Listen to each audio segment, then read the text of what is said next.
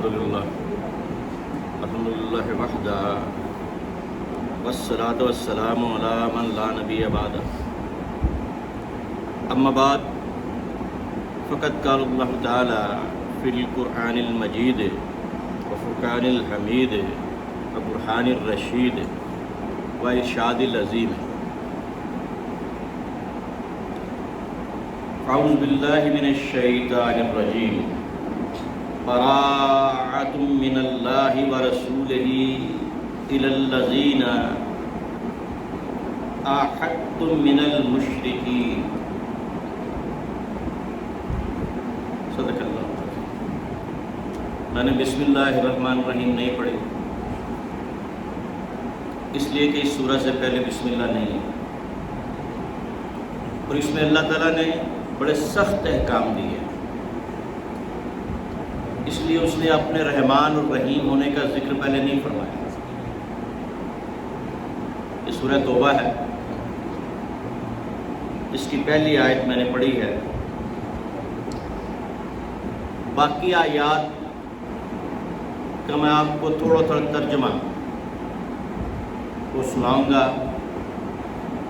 کہ کس طرح اس سورہ میں اللہ تعالیٰ نے احکامات دے کر فیصلے فرمائے مسلمانوں اور کافروں اور مشرکوں کے درمیان۔ براءۃ من اللہ ورسولہ، یہ بیزاری ہے، براء دستبرداری ہے، قطع تعلق ہے اللہ اور اللہ کے رسول صلی اللہ علیہ وسلم کی طرف سے۔ الی الذین عاہدتم من المشرکین، ان مشرکوں کے بارے میں جن سے آپ نے معاہدے کر رکھے ہیں، جن سے آپ نے معاہدے کر رکھے ہیں، یہ ان کے بارے میں۔ یہ سورہ توبہ کی پہلی 30 یا 40 آیات اکٹھی نازل ہوئی۔ اب اگلی آیت کیا ہے؟ مشرکوں کو 4 مہینے کی مہلت دے دی اللہ نے۔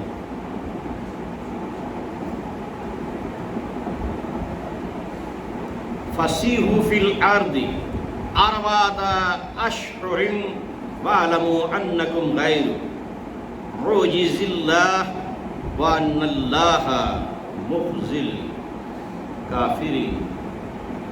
4 مہینے کی مہلت ہے، اس کے بعد تمہارا داخلہ جو ہے وہ خانہ کعبہ میں بند ہو جائے گا۔ الی الذین، یہ اب چوتھی آیت ہے، تیسری کبھی یہی مفہوم ہے۔ عاہدتم من المشرکین، باقی سب سے ختم، کافر اور مشرکوں سے، لیکن جو مشرکین جو ہیں وہ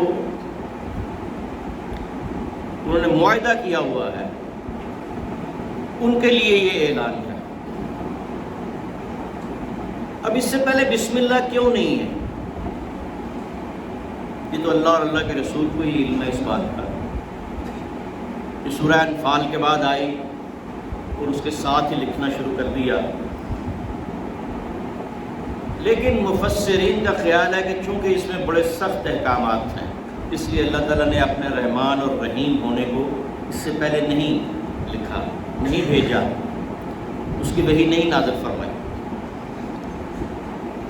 فَإِذَا انسَلَخَ الْأَشْهُرُ الْحُرُمُ فَاقْتُلُوا الْمُشْرِكِينَ، جب یہ 4 مہینے گزر جائیں تو جہاں بھی مشرکوں کو پاؤ قتل کرو۔ حَيْثَ وَجَدتُّمُوهُمْ، جہاں بھی تم ان کو پاتے ہو۔ وَخَذُوهُمْ وَاسْرُوهُمْ وَاقْعُدُوا لَهُمْ كُلَّ مَرْصَدٍ، انہیں پکڑ لو، انہیں گھیر لو، انہیں حصار میں لے لو، انہیں قید کر لو، اور ہر گھات میں ان کے لیے تاک میں بیٹھو. یہ کام اگر وہ مسلمان ہو جائے تو پھر ٹھیک ہے، اور اگر کوئی پناہ مانگے اگلی آیت میں تو اس کو پناہ دے دو. اب اللہ تعالیٰ فرماتا ہے کہ میں نے یہ عہد کیوں توڑے ہیں. کیف یکون للمشرکین احد عند اللہ وعند رسولہ الا الذین عاہدتم عند المسجد الحرام فما استقاموا لکم فاستقیموا لہم. ان مشرکوں کے لیے اللہ اور رسول کے نزدیک کوئی عہد کیسے ہو سکتا ہے سوائے ان لوگوں کے جن سے آپ نے مسجد حرام کے پاس، خانہ کعبہ کے پاس کوئی معاہدہ کیا ہے. اب اگلی چند آیتیں میں چھوڑ کے پھر 12ویں آیت پہ آ رہا ہوں. یہ 7ویں پڑھی ہے میں نے، پہلی پڑھی ہے، دوسری پڑھی ہے، 5ویں پڑھی ہے، 7ویں، اور اب 12ویں آیت پہ میں آ رہا ہوں. وَإِن نَكَثُوا أَيْمَانَهُم مِّن بَعْدِ عَهْدِهِمْ وَطَعَنُوا فِي دِينِكُمْ فَقَاتِلُوا أَئِمَّةَ الْكُفْرِ إِنَّهُمْ لَا إِيمَانَ لَهُمْ لَعَلَّهُمْ يَنْتَهُونَ. اب کیا ہے کہ اگر یہ لوگ معاہدہ کرنے کے بعد اپنی قسمیں توڑ دیں اور آپ کے دین پر لان تان کریں، تانے دیں، تو ان کفر کے اماموں علم برداروں سے جنگ کریں. ائمۃ الکفر، ان کے جو سردار ہیں، جو انہیں پناہ دیتے ہیں.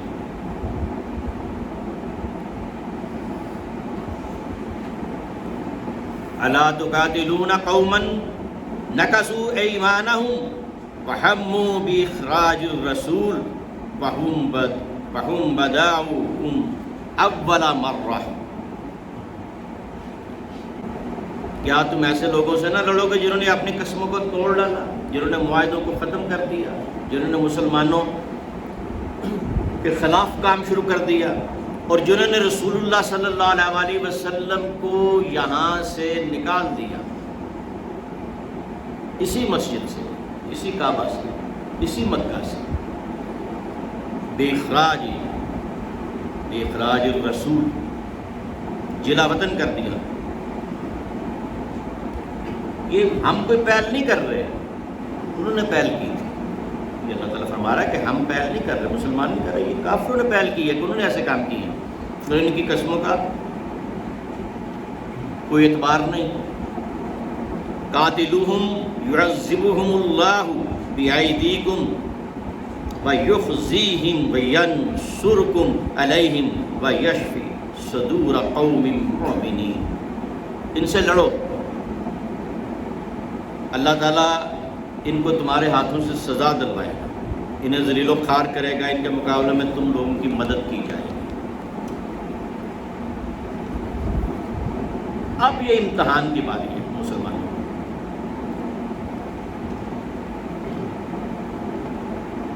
ام حسبتم ان تترکوا ولما یعلم اللہ الذین جاہدوا منکم ولم یتخذوا من دون اللہ ولا رسولہ ولا المؤمنین ولیجہ واللہ خبیر بما تعملون. ولیجہ، کیا تم لوگوں نے یہ سمجھ رکھا ہے کہ تمہیں یوں ہی چھوڑ دیا جائے گا، تم سے امتحان نہیں لیا جائے گا؟ یہ اللہ تعالیٰ مسلمانوں کو فرما رہا ہے. حالانکہ ابھی اللہ تعالیٰ نے یہ تو دکھایا ہی نہیں کہ کون لوگ تم میں سچے ہیں، جہاد کرنے والے ہیں، اور کون سے بھاگنے والے ہیں. اور مسلمانوں، اللہ اور اس کے رسول اور مومنوں کے علاوہ کسی کو جگری دوست نہ بناؤ. ولیجہ، جگری دوست. اب یہ ساری آیات تقریباً اسی طرح کی ہیں. تو اس لیے اس سے پہلے بسم اللہ نہیں، میں نے بھی اس لیے بسم اللہ پہلے نہیں پڑھی. اب یہ مدنی صورت ہے، یہ جب سورہ نازل ہوئی تو حضرت ابوبکر صدیق رضی اللہ تعالیٰ عنہ کو آپ نے یہ سورہ دے کے بھیجی کہ حج 9 ہجری کا حج ہے، یہ پہلا حج مسلمان کر رہے ہیں، تو ان کو امیر بنا کے بھیجا کہ یہ سورہ لے لیں۔ ایک روایت میں ہے کہ ان کو پھر واپس بلا لیا اور ان سے یہ سورہ لے لی، اور حضرت علی مرتضیٰ کرم اللہ تعالیٰ علیہ وجہ الکریم کو یہ سورت دے کے بھیجی۔ ایک روایت میں ہے کہ حضرت ابوبکر جا چکے تھے امیر بن کے حج کا، یہ سورہ بعد میں نازل ہوئی، اور پھر حضرت علی مرتضیٰ کو دے کے بھیجی اور کہا کہ یہ آپ نے سنانی ہے، کیونکہ اس سورہ کو یا میں سنا سکتا ہوں رسول ہونے کی حیثیت سے جو اللہ نے مجھ پہ نازل کیا ہے، یا میرے گھر کا کوئی فرد سنا سکتا ہے، کیونکہ میرے ساتھ یہ معاہدے ہیں، رسول اللہ اور رسول کے ساتھ معاہدے ہیں، اور اگر معاہدہ آج بھی کوئی کینسل کرتا ہے تو کوئی دوسرا بندہ کینسل نہیں کر سکتا، اس کے گھر کا بندہ ہی کینسل کرے گا۔ آج بھی اگر آپ کوئی معاہدہ کرتے ہیں کسی سے تو ہمسایہ یا آپ کا دوست اس کو کینسل نہیں نہ کر سکتا، آپ کے گھر کا بندہ ہی کرے گا نا۔ تو یہ اللہ تعالیٰ نے حضور کو فرمایا، اور آپ نے کہا کہ یہ میرے گھر کا بندہ ہے، میرا نفس ہے، میرا وصی ہے، میرا یہ وارث ہے، یہ میرے قرضے ادا کرے گا، اور یہ مجھے کفن دے گا، اور یہ میرا خلیفہ ہے، نائب ہے، اور یہ میرا نفس ہے، میرے گھر کا بندہ ہے۔ یہ بات جا کے بتائے گا کہ جو رسول کے ساتھ تمہارے معاہدے تھے اللہ نے 4 مہینے دے دیے، اس کے بعد وہ معاہدے ختم، اور جن کے معاہدے نہیں تھے وہ ویسے ہی ختم۔ اور اب کیا کرنا ہے کہ کوئی مشرک آج کے بعد کعبہ میں نہیں آئے گا، کوئی ننگے جسم طواف نہیں کرے گا، کپڑے پہن کے کرو گے۔ جس کے ساتھ معاہدہ ہے اگر اس نے عید شکنی نہیں کی تو اس کے معاہدے کا احترام کیا جائے گا 4 مہینے، اور جس کے ساتھ کوئی معاہدہ نہیں اسے 4 مہینے کی مہلت دی جاتی ہے۔